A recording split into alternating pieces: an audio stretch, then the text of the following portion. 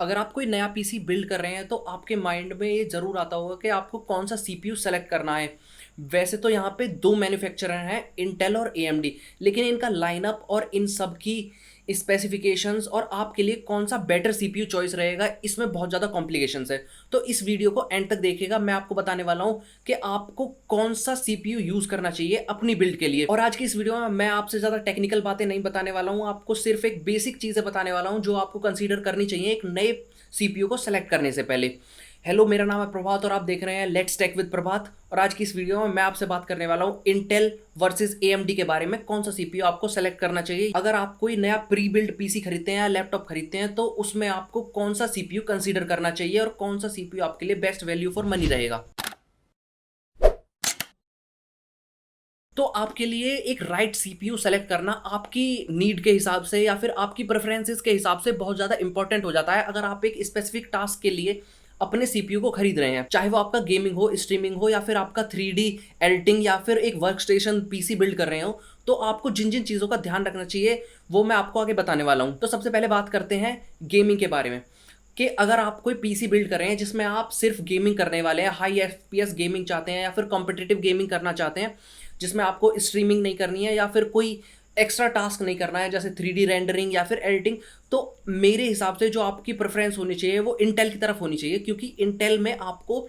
एक high clock speed वाला CPU मिलता है। क्योंकि most of the games high clock speed पे चलते हैं, जिसमें आपको जितनी ज़्यादा क्लॉक स्पीड देखने को मिलती है, आपके सिंगल कोर परफॉर्मेंस जितनी अच्छी देखने को मिलती है, आपको अपनी गेमिंग परफॉर्मेंस उतनी ज़्यादा अच्छी देखने को मिलेगी और आपका जो एफपीएस होगा वो उतना ज़्यादा अच्छा मिलेगा। और वहीं पे अगर आप गेमिंग के साथ स्ट्रीमिंग भी करना चाहते हैं तो आपको एक ऐसा सीपीयू यूज़ करना चाहिए जिसमें आपको मल्टी कोर परफॉर्मेंस अच्छी मिल सके, यानी कि ज़्यादा फिजिकल कोर्स मिल सकें और सिंगल कोर परफॉर्मेंस जिसकी अच्छी हो। मतलब कि आपको राइजन सीरीज की तरफ मूव करना चाहिए मेरे हिसाब से, क्योंकि आपको उसमें ज़्यादा कोर काउंट देखने को मिलते हैं, ज़्यादा फिजिकल कोर्स देखने को मिलते हैं, ज़्यादा थ्रेड्स देखने को मिलते हैं और उसकी जो परफॉर्मेंस है पर कोर काउंट वो भी काफ़ी अच्छी है और आप उसको इजीली ओवरक्लॉक भी कर सकते हैं अगर आप उसमें अच्छा कूलिंग सिस्टम लगाएं तो। और वहीं पे अगर आप कोई ऐसा पीसी बिल्ड करना चाहते हैं जिसमें आपको बहुत ही लाइट गेमिंग करनी है और आपका मेन प्रेफरेंस जो है वो आपका ब्राउजिंग या फिर वर्क फ्रॉम होम, जैसे आपको इंटरनेट ब्राउजिंग करनी है या बेसिक सॉफ्टवेयर यूज़ करने हैं या फिर अपने डेली यूज़ के लिए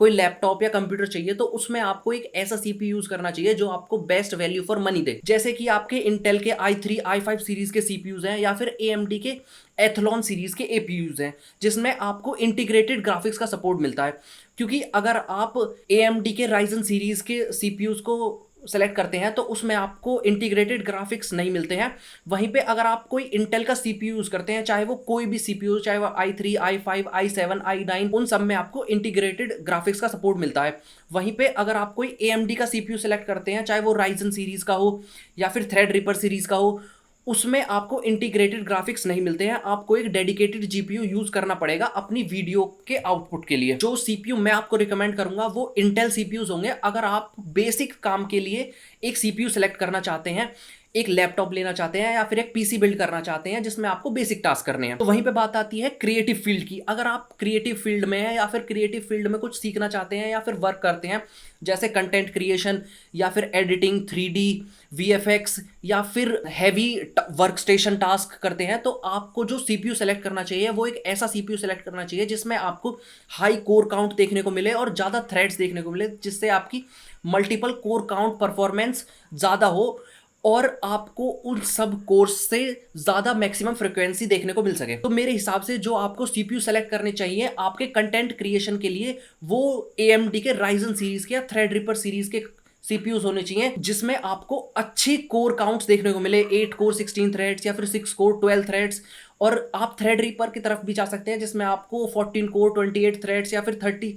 2 कोर 64 थ्रेड्स देखने को मिलते हैं। तो अगर आपकी प्रेफरेंसेस क्रिएटिव फील्ड की तरफ है तो आपको एएमडी की तरफ जाना चाहिए, खास करके राइजन और थ्रेड रिपर की तरफ। और अगर आपका मेन मोटिव गेमिंग है, एफपीएस गेमिंग या फिर कॉम्पिटिटिव गेमिंग, तो आपको इंटेल की तरफ जाना चाहिए। और यहीं पे बात आती है कि आपको कौन सा सीपीयू सेलेक्ट करना चाहिए, क्योंकि सीपीयूज की जो रेंज है वो 5,000 रुपए से लेके 5 लाख तक आसानी से जाती है और जो सीपीयू आपको सेलेक्ट करना चाहिए वो कौन सा है। या तो आपको सबसे महंगा सीपीयू सेलेक्ट करना चाहिए, वो आपको बेस्ट परफॉर्मेंस तो देगा, लेकिन मेरे हिसाब से जो आपको सीपीयू सेलेक्ट करना चाहिए वो होना चाहिए जो आपके बजट के अंदर आपको बेस्ट परफॉर्मेंस दे। तो अगर आपका बजट 30,000 है तो आपको कंपेयर कर लेना चाहिए कि आपको उस रेंज में कौन सा बेस्ट सीपीयू देखने को मिलता है। अगर वो इंटेल का है तो आपको इंटेल की तरफ जाना चाहिए, अगर वो एएमडी का है तो आपको एएमडी की तरफ जाना चाहिए। और आपको सबसे पहली चीज जो कंसीडर करनी चाहिए वो आपकी प्रेफरेंसेस या आपको क्या काम करना है अपने सीपीयू के साथ। उसके बाद आपको अपने बजट को डिसाइड करना चाहिए और सेलेक्ट करना चाहिए जिसमें आपको बेस्ट डील मिले। आपको सीपीयू को कंसीडर करते टाइम ज्यादा टेक्निकल चीजें जानने की जरूरत नहीं है, आपको बेसिक अपनी यूसेज जानना है कि आप जो सीपीयू यूज करने वाले हैं वो उसका यूसेज क्या होने वाला है और आप किस किस चीज के लिए उसे यूज करने वाले हैं,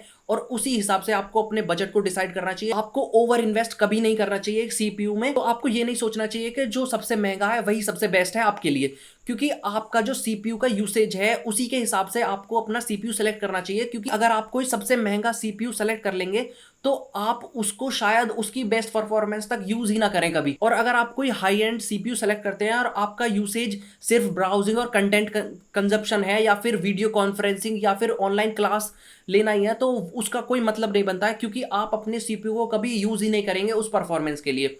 और वहीं पे अगर आप कोई हाई एफपीएस गेमिंग और स्ट्रीमिंग करना चाहते हैं और आप एक बेसिक सीपीयू सेलेक्ट कर लेते हैं तो आप उसमें ना गेम ढंग से खेल पाएंगे ना उसमें स्ट्रीमिंग कर पाएंगे। तो आपको अपनी चॉइस के हिसाब से या फिर अपने काम के हिसाब से जो आप काम उस सीपीयू के साथ करना चाहते हैं उसको कंसीडर करने के बाद एक सीपीयू को सेलेक्ट करना चाहिए। और ये भी देख लेना चाहिए कि जो आप सीपीयू सेलेक्ट कर रहे हैं उसकी परफॉर्मेंस टू कॉस्ट रेशियो क्या है। आज की इस वीडियो में इतना ही, और अगर आपका कोई क्वेश्चन या सजेशन हो तो इस वीडियो के कमेंट सेक्शन में कमेंट करके जरूर बताइएगा। इस वीडियो को लाइक कर दीजिए और मेरे चैनल को सब्सक्राइब भी कर दीजिए ताकि मैं आपके लिए रोजाना ऐसी वीडियोस बनाता रहूं।